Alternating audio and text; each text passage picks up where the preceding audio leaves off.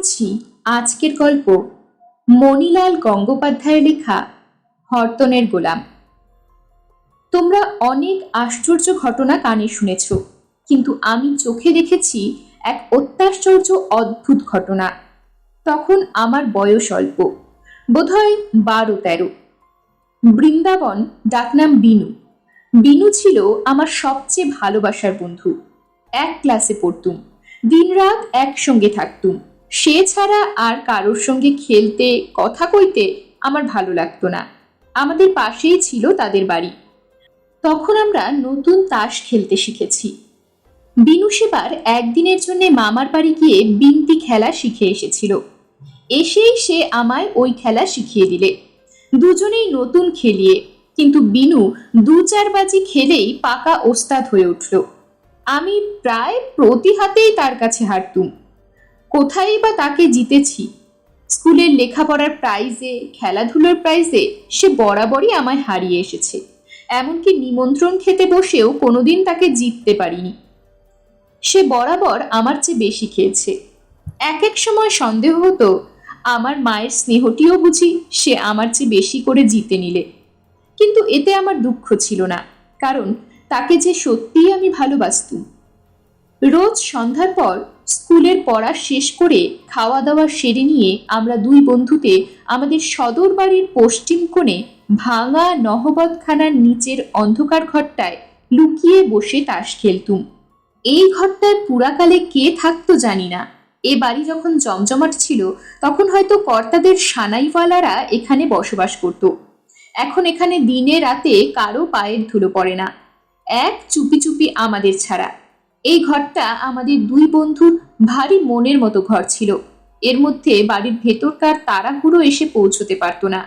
আমরা দুজনে পায়রার খোপের মতো একটুখানি জায়গায় বেশ নির্জনে নিশ্চিন্তে মুখোমুখি বসে মনের সুখে অবিরাম গলগল করতে পারতুম। আমাদের ছুটির দিনগুলো নির্বিঘ্নে নিবিড় আনন্দে কাটত, এই ঘরখানির কোলে মাথা রেখে শুয়ে।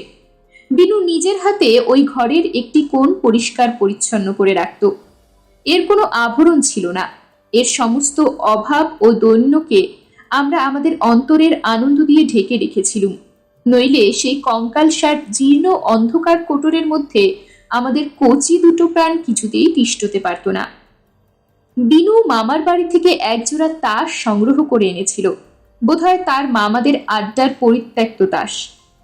তাস জোড়াটা ছিল খুবই পুরনো, ভদ্র সমাজে নিতান্তই অচল। সম্ভবত তাই এত সহজে সে বেচারা ওস্তাদ খেলোয়াড়ের কড়া হাতের কঠিন চাপড় থেকে নিষ্কৃতি পেয়ে বিনুর ছোট্ট নরম হাতখানিতে এসে পড়বার সৌভাগ্য পেয়েছিল। বেচারাকে যে অনেকদিন ধরে অনেক চড়চাপড় সইতে হয়েছে সে তার চেহারা দেখলেই বোঝা যেত। কিন্তু কোনো গুরুতর অপরাধে তার কানগুলো যে এমন নির্দয়ভাবে কাটা গিয়েছিল এবং কেনই বা তার বুকের উপর আঁচড় টেনে টেনে এমন ক্ষতবিক্ষত করা হয়েছে তা আমরা বুঝতে পারতুম না। এ তার কোন পাপের শাস্তি কে জানে। তার এই জীর্ণ শীর্ণ চেহারা দেখে আমাদের কেমন মায়া করত। সেই জন্যে তার উপর জোর জবরদস্তি করতে পারতুম না। একে নিয়ে অতি সন্তর্পণে খেলতুম, আস্তে আস্তে তুলতুম, আস্তে আস্তে ফেলতুম, ভাজাতুম খুব আলগা হাতে। খেলা শেষ হয়ে গেলে ধীরে ধীরে গুছিয়ে একখানি রুমালি মুড়ে তুলে রাখতুম অতি যত্নে। সত্যি বলছি, এই তাসকে এত ভালোবাসতুম আমরা যে এর বদলে নতুন ঝকঝকে তাস কিনে আনতে আমাদের লোকটুকু পর্যন্ত হয়নি কোনোদিন। এই তাসের ছবি দেখে আমার মনে হতো এরা যেন এককালে এই বাড়িরই মানুষ ছিল, এখন তাস হয়ে গেছে। তোমরা হেসো না, এর হরতনের গোলামটিকে আমার মনে হতো ঠিক যেন বুড়ো ঠাকুরদার দারোয়ান। এর ফোঁটাওয়ালা তাসগুলোও যেন কেমন এক রকমের। একদিন বিনুর সঙ্গে খেলতে খেলতে প্রদীপের ঝাপসা আলোয় এর আটা নওলা দওলার রঙিন ফুটকিগুলোর দিকে চেয়ে চেয়ে হঠাৎ আমার চোখ কেমন ধাঁধিয়ে যেত। মনে হতো আমি যেন তাদের ওই ফুটকিগুলোর ফাটলের মধ্যে দিয়ে কত দূর চলে গেছি। সে যেন কতকাল আগেকার কোনখানে, যারা অনেক কাল আগে এখানে ছিল যেন তাদের কাছে। সেখানে কি দেখতুম কি শুনতুম মনে নেই, কিন্তু সেসব দেখে শুনে কেমন তন্ময় হয়ে যেতুম। হঠাৎ বিনুরটাকে আবার ফিরে আসতুম। সে ধমক দিয়ে বলতো, কি বসে বসে ভাবছিস, খেল না। আমি অমনি তাড়াতাড়ি যা হোক একখানা তাস ফেলে দিয়ে খেলায় আবার মন দিতুম, কিন্তু বুকটা কেমন ছমছম করে থাকতো। মনে হতো এই নিশ্চয়ই জাদু করা তাস। বিনুকে একদিন জিজ্ঞাসা করেছিলুম, এই তাস নিয়ে তোর মামার বাড়িতে কারা খেলতো রে বিনু? বিনু বলেছিল, শুনেছি দাদামশাই খুব পাকা খেলিয়েছিলেন, কেউ নাকি তাকে তাস খেলায় হারাতে পারতো না। লোকে হিংসে করে বলতো সে তার খেলার গুণ নয়, তাসের গুণ। তিনি তাস গুণ করতে জানতেন, বোধহয় এ তারই আমলের তাস। বিনুর দাদামশাইকে আমরা চোখে দেখিনি, তার মামাদেরই দেখতুম খুব বড়। উফ, তাহলে না জানি তিনি কত বুড়ো। সেই আদ্যিকালের বদ্যি বুড়োর হাতের গুণ করা তাস। এ তাস ছুতে বুক ছমছম করত, কিন্তু তবু ভালোবাসতুম বিনুর দেওয়া এই তাস জোড়াটাকে। এই তাস নিয়ে বিনু গম্ভীর মুখে রোজ আমার সঙ্গে খেলতো। তাকে খেলায় জিততে পারতুম না বলে সে প্রায় হাসতে হাসতে বলতো, জানিস মল্লি, এই আমার দাদামশাইয়ের গুণ করা তাস, এ তাস হাতে থাকলে কেউ আমায় জিততে পারবে না, তুইও না। আমাদের আড্ডা দেওয়ার দেওয়ালে গরুর চোখের মতো একটা সরু কুলুঙ্গিতে ছোট্ট একটি তেলের প্রদীপ জ্বলত, আমাদের বসবার কোণটুকু আলো করে। বাকি ঘরটা অন্ধকারের আবছায়ায় পড়ে থাকতো কালো চাদর মুড়ি দিয়ে। খেলা জমে উঠত, সঙ্গে সঙ্গে রাতের অন্ধকারও জমে উঠত। একে একে বাড়ির প্রদীপ সব নিভে যেত। ঘরের পাশে সরু গলির পথটা ক্রমে নির্জন হয়ে আসতো। চৌধুরী বাড়ির দোতলার জানলা থেকে যে এক ফালি সরু আলো এসে অন্ধকার গলির উপর পড়ত, ক্রমে সেটুকুও অস্ত যেত। গলির ফাঁকটা ভরাট হয়ে উঠত জমাট অন্ধকারে। আর সেই কালো পাথরের মতো অন্ধকারের উপর দিয়ে মাঝে মাঝে শুনতুম কে যেন পায়চারি করছে, লাঠি হাতে খড়ম পায়ে, খট খটাস খট খটাস। তারপরেই খুব দূর থেকে একটা খেকি কুকুর বুক ফেটে কাতরে উঠত কেই কেই করে। আর অমনি ঝুলের ঝালর ও মাকড়সার জাল দিয়ে ঘেরা আমাদের ঠাকুরদার আমলের পুরনো ঠাকুর দালানের কালপ্যাঁচা ও চামচিকে বাদুরগুলো অন্ধকারের মধ্যে কখনো হুস হুস কখনো হিস হিস শব্দে তাদের বাচ্চাগুলোকে সাবধান করে দিত, এবং মাঝে মাঝে ফটফট করে হাততালির আওয়াজে কাকে যেন আমাদের ঘরের দিকে তাড়িয়ে দিত। ওই বুঝি সে এলো, এই ভাবতে ভাবতে আমার সর্বাঙ্গ অসাড় হয়ে আসতো। হাতের তাস মাটিতে নামতো না। বিনু ধমক দিয়ে বলতো, কি করছিস, খেল না। তার এই ধমকানিতে আমার চটকা ভাঙতো। আর সঙ্গে সঙ্গে চারিদিকের ওই বিশ্রী শব্দগুলো যেন ভয়ে ভয়ে চুপ করে যেত। তা যদি না হতো তাহলে বোধহয় ঘর থেকে ছুটে আমি বাবার কাছে পালিয়ে যেতুম, কিছুতেই বিনুর সঙ্গে খেলতুম না। সেদিন খেলা আরম্ভ করতেই হঠাৎ খুব জোরে ঝড় বৃষ্টি এলো। একটা ঝড়ের দমকা আমাদের কোলের তাসগুলোকে উল্টে পাল্টে ভেস্তে দিয়ে ঘর থেকে খানিকটা ঝুল ও ধুলো উড়িয়ে নিয়ে চলে গেল। বিনু বললে, মল্লি, দরজা জানলাগুলো বন্ধ করে দে। আমি উঠে দরজা জানলাগুলো বন্ধ করতে লাগলুম।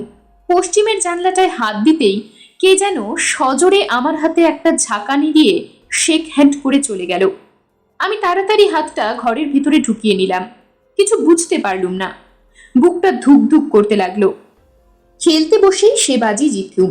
আশ্চর্য কাণ্ড, যা কখনো হয়নি তাই হলো। বিনু তো অবাক, সে একটু বেশি করে মন দিয়ে খেলতে বসলো, কিন্তু পরের বাজিও জিততে পারল না। আমার কেমন সন্দেহ হলো, এলোমেলো ঝড় এসে তাসের জাদুটা উড়িয়ে নিয়ে গেল নাকি। আমি ক্রমাগতই জিততে লাগলুম, কিন্তু আমার কেমন মনে হচ্ছিল এ জেতায় আমার কোনো বাহাদুরি নেই। প্রতিবারই এমন তাস আসছিল যে খেললেই পিঠ পাওয়া যায়। কে যেন ম্যাজিক করে ভালো ভালো তাসগুলো বেছে বেছে আমার হাতে তুলে দিচ্ছে। বিনু বারবার হেরে একটা দীর্ঘশ্বাস ফেলে বলে উঠল, আজ আমার পর্তা খারাপ পড়লো দেখছি।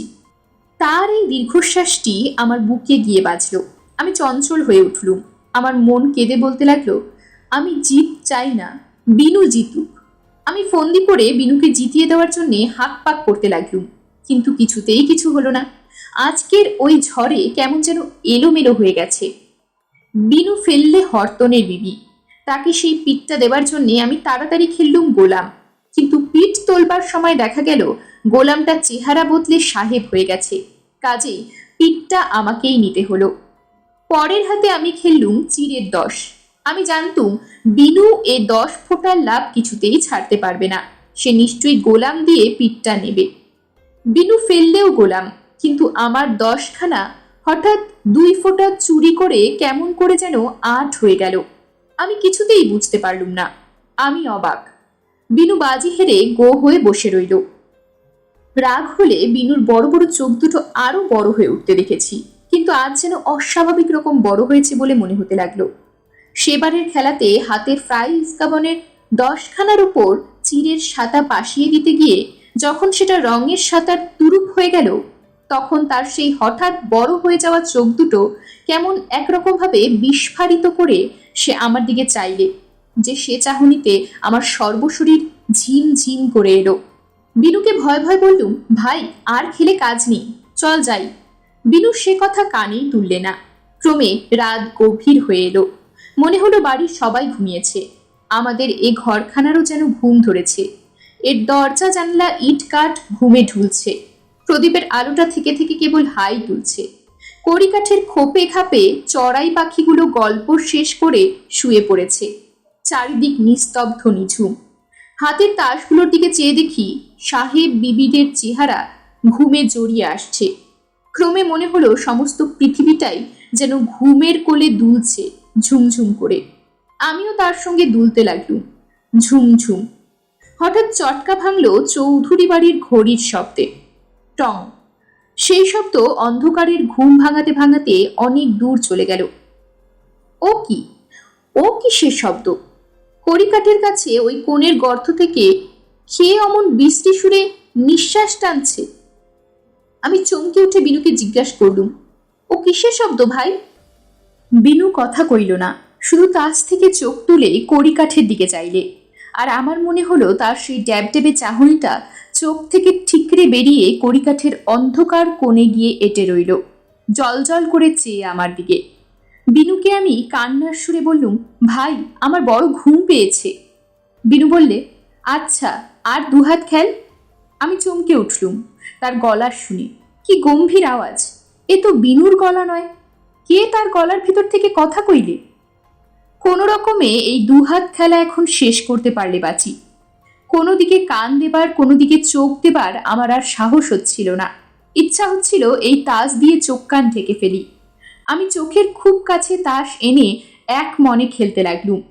সে হাত বিনু খেলছিল রঙের নওলা, আমার হাতে গোলাম ছিল, কিন্তু পিঠ নেবার ইচ্ছা ছিল না। কি করে লুকোলে বিনু সেটা ধরতে পারবে না ভাবছি। বিনু বলে উঠল সেই রকম ভীষণ ভারী গলায় ঘর কাঁপিয়ে, গোলামটা আছে তো? ভয় হলো ধরা পড়ে গেছি। বা হাতের তাসের শাড়ি থেকে চট করে হরতনের গোলাম তুলে নিয়ে হরতনের নওলার ওপর ফেলতে গিয়ে দেখি সামনে নওলা নেই, বিনুও নেই। বুকটা ধক করে উঠল। এপাশ ওপাশ চেয়ে দেখি শুধু বিনু নয়, একখানি তাসও নেই। বো করে মাথাটা ঘুরে গেল। চোখে অন্ধকার দেখলুম। গা হাত পা ঝিমঝিম করতে লাগলো। ঘরের 4 কোণ থেকে 4টে বিকট হাসি খিলখিল শব্দে ছুটে বেরিয়ে গেল। আর ওপরে নহবতখানা থেকে ঢাক ঢোল কাশি বাঁশি সব একসঙ্গে বেজে উঠল। আমি কাঁপতে কাঁপতে মাটিতে শুয়ে পড়লুম। মনে হলো আমার হাত পায়ের সমস্ত খিল যেন আলগা হয়ে গেছে। উঠে হেঁটে পালাবার আর উপায় নেই। আমার কান্না আসতে লাগলো। বিনু, আমার বিনু কোথায় গেল? ওপর থেকে ভাঙা কাশিখানা ফাটা আওয়াজে বলতে লাগলো, কই? আমি খুব চেঁচিয়ে ডাকলুম, বিনু বিনু। কিন্তু আমার গলার স্বর মুখ দিয়ে না বেরিয়ে পেটের ভেতরে চলে গেল, ঘুরতে ঘুরতে গো গো শব্দে। একবার আশা হলো বিনু হয়তো বাইরে গেছে, এখনই আসবে। কিন্তু বা হাত থেকে ডান হাতে তাসটা নিয়েছি মাত্র। এই এতটুকু সময়ের মধ্যে সে এত বড় ঘর পেরিয়ে বাইরে গেল কেমন করে? হয়তো আমি অন্ধকারে দেখতে পাইনি, তাই হবে। এই মনে করে দরজার দিকে এগিয়ে গেলাম। কিন্তু গিয়ে দেখি এ কি, যেমন খিল বন্ধ করেছিলুম ঠিক তেমনই আছে। তবে তবে সে কেমন করে বাইরে গেল? হঠাৎ মনে হলো বিনু আমাকে ভয় দেখাবার জন্য এই ঘরের মধ্যে লুকিয়ে নেই তো। কিন্তু কোথায় লুকোবে? ঘর যে ফাঁকা। আসবাবের মধ্যে মাত্র একটা ভাঙা আলমারি, তার পিছনে বড়জোর আঙুল 5 জায়গা, তার মধ্যে একটা মানুষ থাকতে পারে না। তবু সেখানটা একবার দেখলুম। ঘরের এ কোণ ও কোণ এধার ওধার প্রদীপ ধরে দেখলুম তন্ন তন্ন করে, কিন্তু সে কোথাও নেই, কোথাও নেই। কতক্ষণ পড়ে পড়ে কেঁদেছিলুম জানি না। যখন ঘর থেকে বেরিয়ে এলুম তখনও কান্নার জলে চোখ আমার ঝাপসা। রাত তখন নিশুতি, চারিদিক নিঝুম, কেউ কোথাও নেই। কেবল আমাদের 3 মহল প্রকাণ্ড বাড়িখানা দেখলুম ভয়ঙ্কর আতঙ্কে কাঠ হয়ে দাঁড়িয়ে আছে, যেন তার সর্বাঙ্গে কাটা দিয়ে উঠেছে। চৌধুরীদের চৌতলার চিরের ছাদটা আমার দিকে এতখানি গলা বাড়িয়ে জিজ্ঞেস করলে, কি হলো রে, কি হলো, কোথায় গেল? পশ্চিম কোণের ঢ্যাঙা সুপুরি গাছটা কিছু না বলে শুধু ঢিঙ্গি মেরে আকাশের দিকে মুখ তুলে ইশারায় দেখিয়ে দিলে। আমাদের বাড়ির ঠিক মাথায় একটা মস্ত বড় কালো পাখি তাসের মতো নানা রঙের চিত্র বিচিত্র করা ডানা মেলে মেঘের ধার দিয়ে অন্ধকার ভেসে চলেছে কাকে ঠোঁটে নিয়ে। তাই দেখে চারিদিক থেকে চাপা গলায় সবাই বলে উঠল, আহা হা। অমনি আমার বুকের ভেতরটা করে উঠল, আহা হা, বিনুকে ওরা ভেলকি বাজিতে উড়িয়ে নিয়ে গেল।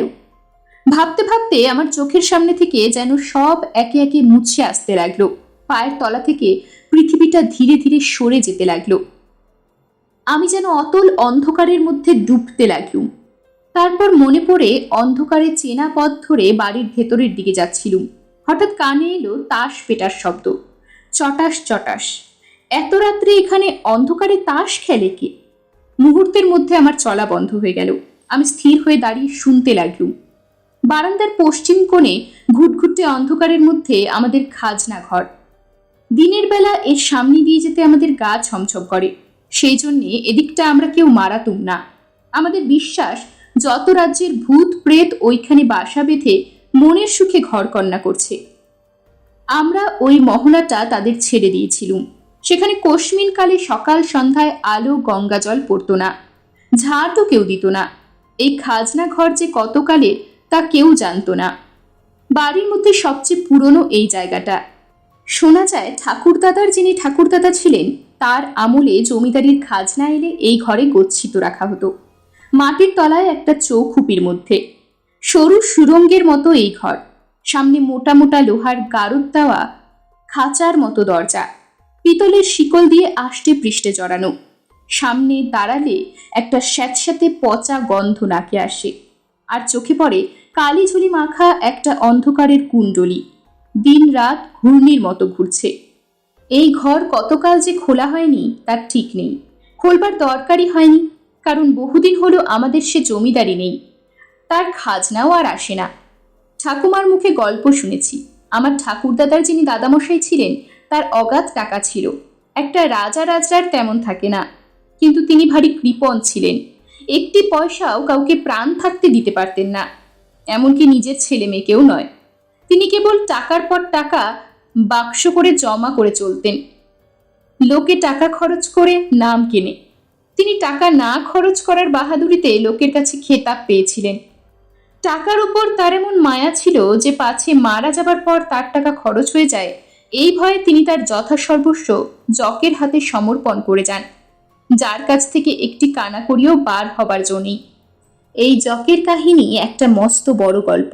কেমন করে একটি সুন্দর 9 বছরের ছেলেকে মিঠাই ও খেলনার লোভ দেখিয়ে তার বাপ মায়ের কাছ থেকে চুরি করে আনা হয়, কেমন করে তাকে লাল চেলির গরদ পেরিয়ে কপালে সিঁদুরের ফোঁটা দিয়ে ওই অন্ধকার খাজনা ঘরের তলায় বন্ধ চৌখুপির মধ্যে, যেখানে কেবল ঘরা ঘরা টাকা সাজানো আছে, আর কিছুই নেই, আর কেউ নেই, না বাপ, না মা, না আলো, না বাতাস, সেইখানে একলাটি বসিয়ে রেখে তারপর ওই চৌখুপিতে ঢোকবার পথটা 10 মণ পাথর দিয়ে চিরদিনের মতো বুঝিয়ে দেওয়া হতো। সে খাত শুনতে শুনতে আমার চোখে জল আসতো, বুক দূর দূর করতো। তার ঠাকুরদাদার, সেই পাষণ্ড ঠাকুরদাদার উপরে রাগ হতো। ঠাকুমা বলতেন, আহা, ওই সুন্দর 9 বছরের ছেলেটি কত কেঁদেছে, বাবা বাবা করে বুক ফেটে কত চেঁচিয়েছে, তেষ্টায় এক ফোঁটা জলের জন্য ছটফট করেছে, তবু কেউ তাকে ওই চৌখুপির দরজা খুলে দেয়নি। শুনে আমার গলা কাঠ হয়ে আসতো। তারপর খিদে তৃষ্ণায় ভয়ে কাতরাতে কাতরাতে বেচারা কখন যে হাঁপিয়ে মরে গেছে সে হয়তো নিজেই বুঝতে পারেনি। এখন সে জগ হয়ে আছে, ওইখানে বসে বসে কেবল টাকার ঘড়া আগলাচ্ছে। কারোর সাধ্য নেই যে ওই টাকা সেখান থেকে নিয়ে আসে। আমার ঠাকুরদাদার বাবা নাকি একবার চেষ্টা করেছিলেন, কিন্তু বেশি দূর যেতে হয়নি। মেঝের পাথরে একটিমাত্র শাবলের ঘা দিতেই তিনি গো গো করতে করতে অজ্ঞান হয়ে পড়েন। 3 দিন তার কাঁপুনি ছিল, 7 দিন তার মুখে রা ছিল না। কেন যে এমন হলো কেউ জানে না। তিনি নিজেও কিছু বলেননি, কারো সাহসও হয়নি জিজ্ঞাসা করতে। সেই থেকে ওই ঘরের দিকে আর কেউ যায় না। মনে হলো ওই খাজনা ঘর থেকেই যেন তাস খেলার শব্দ পেলুম। যদিও ওদিকে যেতে বুক দূর দূর করতে লাগলো, কিন্তু বিনুর জন্য না গিয়ে পারলুম না। যদি সে ওখানে থাকে, যদি সে আমায় দেখতে পেয়ে ছুটে আসে। বুকটা দুহাতে চেপে খাজনা ঘরের সামনে গিয়ে দাঁড়ালুম। লোহার গড়ার দেওয়া দরজা দিনের বেলা শিকল দিয়ে বাঁধা থাকে, কিন্তু এখন দেখলুম খোলা। অন্ধকারে চোখে কিছু দেখা গেল না, কিন্তু কানে শোনা গেল কারা দুজন যেন দরজার 2 ধার থেকে সজোরে ছুটে এসে মাথায় মাথায় অনবরত ঠোকাঠুকি করছে, দুম দুম দুম। আমার কেমন মনে হলো যেন এইখানকার এই অগাধ সম্পত্তি, এই জকের ধন কে নেবে তাই নিয়ে 2 ভূতের লড়াই চলছে। আমি এক মনে এদের লড়াইয়ের তাল শুনছি। হঠাৎ বিনুর মতো কার গলা পেলুম। সে বলছে, বিবির যে রঙের গোলাম বড়। আর একজন কে সরু গলায় বলে উঠল, দূর বোকা, তা কখনো হয়? গোলাম হলো সাহেব বিবির চিরকেলে কেনা গোলাম, হলোই না হয় সে রং মেখেছে। গোড়ায় গোড়ায় আমিও একদিন বিনুকে বলেছিলুম, গোলাম কেন বিবির চেয়ে বড় হবে বিনু? বিনু বলেছিল, এইরকমই যে নিয়ম। আজও আবার সেই কথা উঠেছে। এও তাহলে আমাদের মতন নতুন খেলিয়ে দেখছি।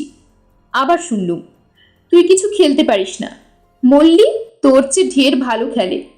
বিনু আমায় ডাকতো মল্লি বলে।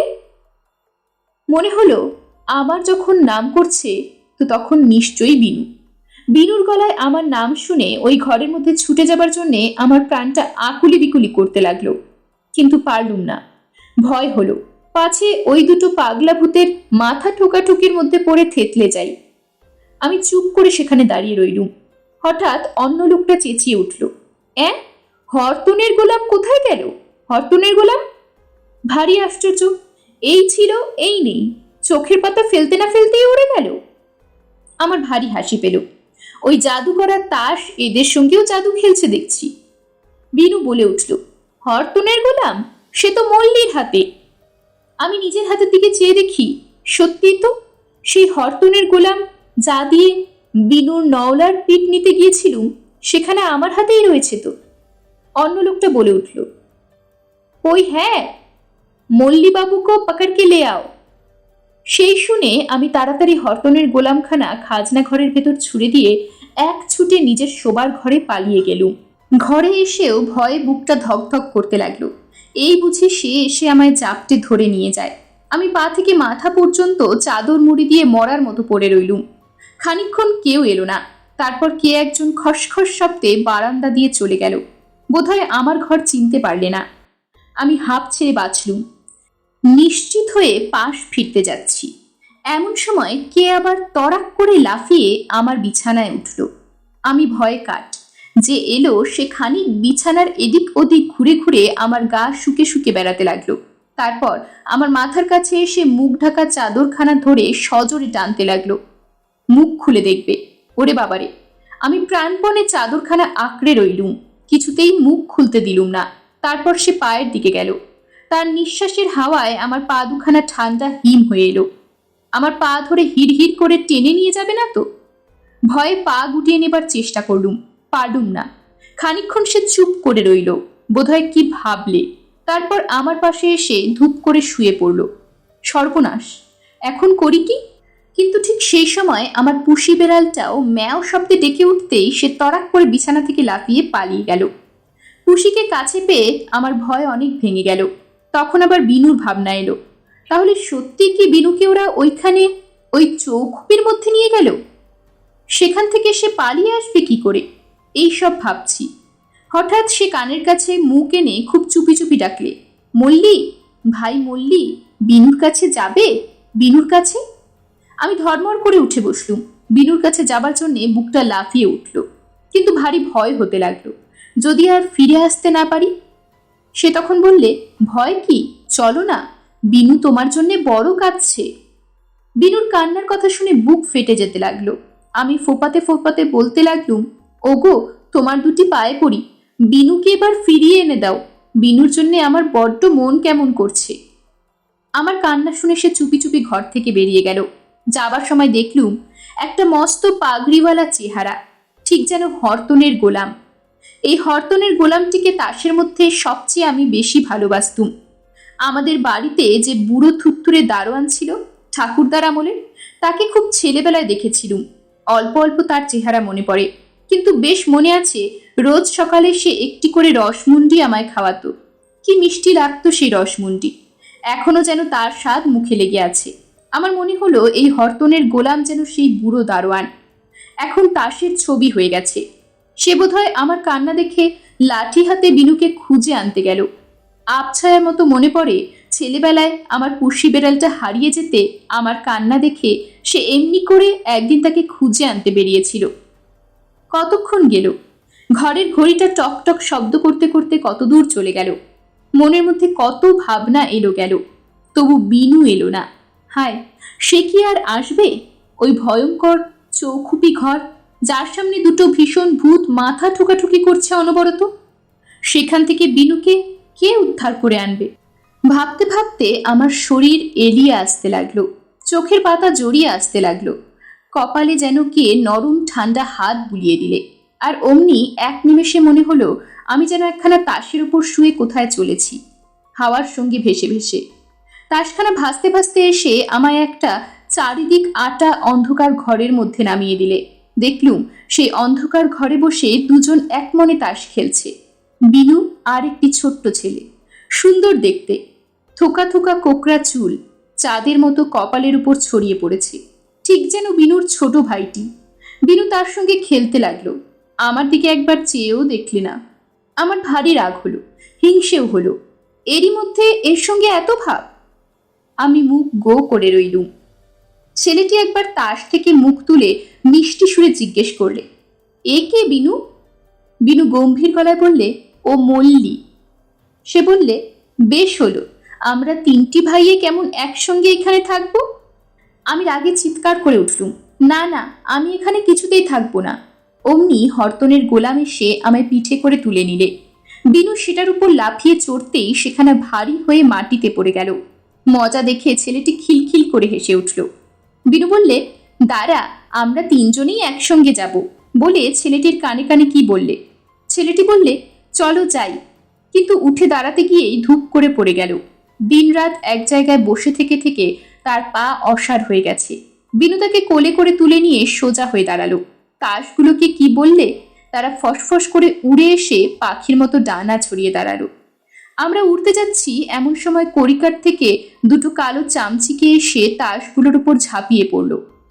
তারপর দুই দলে যা যুদ্ধ, আছড়া আছড়ি, কামড়া কামড়ি। আমি ভয় ঠকঠক করে কাঁপতে লাগলুম। চারিদিক থেকে অন্ধকারগুলো ছুটে আমাদের সামনে তালগোল পাকিয়ে পথ আটকে দাঁড়ালো, যেন আমরা পালাতেই না পারি। ছেলেটি কাঁদো কাঁদো হয়ে বললে, বিনু, দেখেছিস তো, এরা আমায় যেতে দেবে না। তোরা কেন প্রাণে মরবি, পালা। বিনু বললে, না ভাই, তোকে ছেড়ে কিছুতেই যাব না। চামচিকে দুটো তাই শুনে ফ্যাস করে উঠল।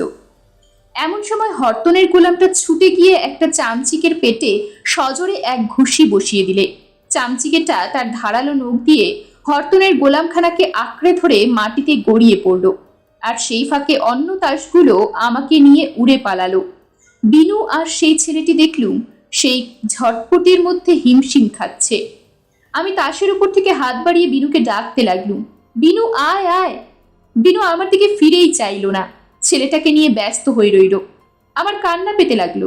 তাসগুলো উড়তে উড়তে এসে আমাকে বিছানায় ফেলেই উড়ে গেল, বোধহয় বিনুদের উদ্ধার করতে। তারপর কি হলো জানি না। মল্লি, মল্লি, আমি ধর্মর করে উঠে বসলুম। ঝড়ের মতো ধাক্কা দিয়ে কে ঘরের মধ্যে ঢুকল।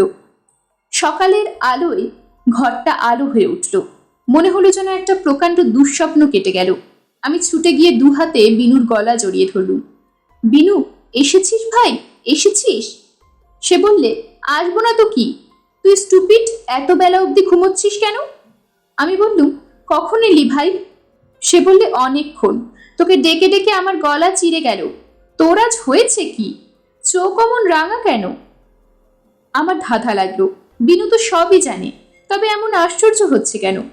আমি আমতা আমতা করে বললুম, কাল রাতে এই খেলতে খেলতে হঠাৎ অমন অন্তর্ধান। সে বাধা দিয়ে বললে, আমি কেন অন্তর্ধান হতে যাব? তুই তো খেলা ফেলে চোখ মুছতে মুছতে ঘর ছেড়ে বেরিয়ে গেলি। আমার আরো ধাঁধা লাগলো। এ কি ঘুমের ঝোঁকে সবই স্বপ্নের মতো দেখলুম? কিন্তু এত কাণ্ড, সে সবই স্বপ্ন। ইচ্ছা হচ্ছিল আগাগোড়া সব কথা বিনুকে খুলে বলে হেয়ালিটা আবিষ্কার করিনি, কিন্তু পারলুম না। দিনের আলোয় কথাগুলো এমন অদ্ভুত বোধ হতে লাগলো যে বলতে লজ্জা হলো। আমার ভূতের ভয়ের জন্য বিনু যদি আমার ঠাট্টা করে। বিনু বললে, কি ভাবছিস, চল বাইরে যাই। আমরা দুই বন্ধুতে আমাদের সেই বাইরের ঘরে গিয়ে দেখি ঘরময় তাস ছড়ানো, মস্ত দেহ তাদের ক্ষত বিক্ষত। তাদের বুকের উপর কে যেন মনের আনন্দে ধারালো নখ দিয়ে কেবল আঁচড়ের পর আঁচড় টেনেছে। বেশ বোঝা গেল রাত্রের মধ্যে খুব একটা মারামারি কাণ্ড হয়ে গেছে। আমি সভয়ে বিনুর দিকে চেয়ে বললুম, বিনু দেখছিস? বিনু একটা দীর্ঘশ্বাস ফেলে বললে, আমারই জন্যে তাসগুলো গেল। তোমারই জন্যে?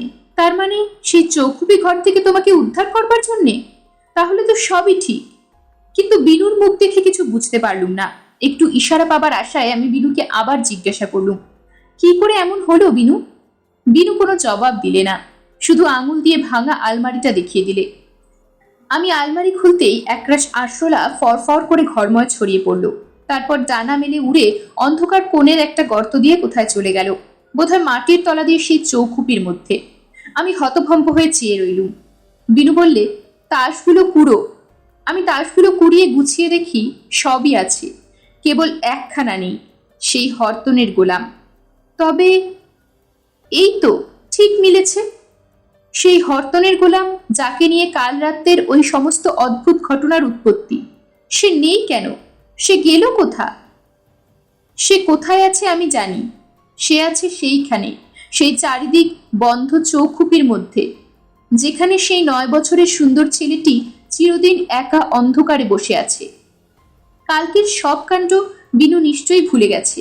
সকালে ঘুম থেকে উঠে তার আর কিছুই মনে নেই। তার যে ঘুম, এমন তো আমারও এক এক দিন হয়। রাতের ঘটনার স্বপ্ন দেখার মতো সকালে সব ভুলে যাই। কাল রাত্রে আমি যদি ঘুমিয়ে পড়তুম তাহলে আমিও হয়তো সব ভুলে যেতুম। আজ সকালে উঠে অবাক হয়ে ভাবতুম, তাই তো, হরতনের গোলাম বেচারা গেল কোথায়? এরকমই আর সব গল্প পেতে চ্যানেলটিকে সাবস্ক্রাইব করে দেবেন। আর গল্পটি যদি ভালো লেগে থাকে তাহলে লাইক, শেয়ার আর কমেন্ট করে দেবেন।